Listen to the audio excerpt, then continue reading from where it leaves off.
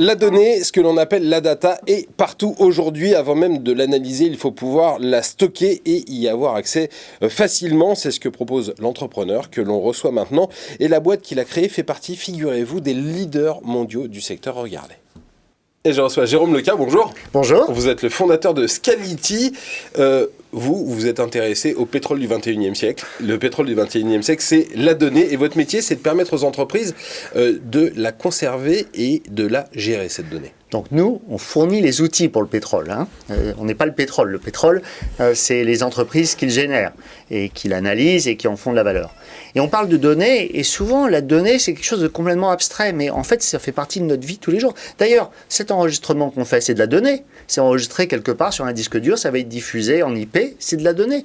Quand on va à l'hôpital, c'est de la donnée. Quand on regarde la télé, c'est la donnée.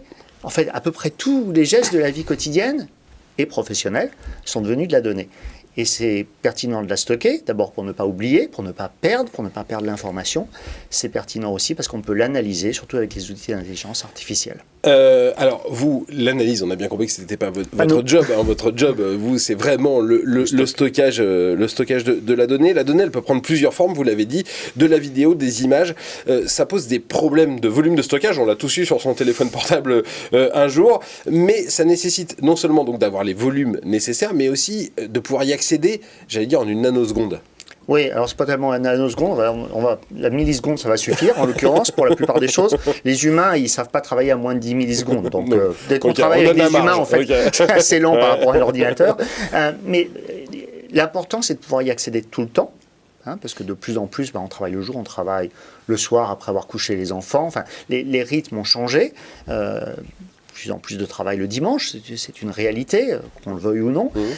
Donc on a besoin d'accès tout le temps. Donc de systèmes fiables, peu onéreux, parce qu'il y a beaucoup de données, il faut la stocker, mais ce n'est pas pour ça qu'on veut dépenser plus d'argent, et puis performants.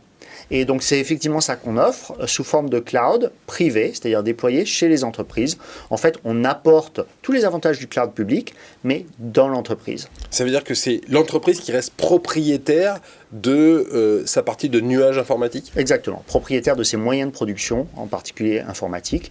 Nos clients sont typiquement des grandes entreprises, des entreprises moins grandes, mais qui pour une raison de secret ou de contrôle veulent garder le contrôle de leurs données. Beaucoup d'hôpitaux sont clients de Scality aussi, des gouvernements, des services publics, et puis des opérateurs télécoms qui utilisent en fait notre technologie pour aller faire concurrence aux très grands clouds de la planète.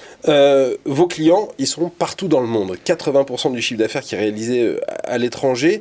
Dès que vous avez créé la boîte, vous avez voulu aller aux États-Unis. Absolument. Pourquoi ? En fait, j'ai personnellement déménagé à San Francisco. Parce que c'est très agréable à vivre. Je suis rentré en France. Pourquoi ? Mais parce que dans le domaine de l'informatique, si on veut être un leader mondial, il faut réussir à être un leader aux États-Unis. Il y a pas de leaders mondiaux sans être leader aux États-Unis. Donc dès le premier jour, je suis parti là-bas.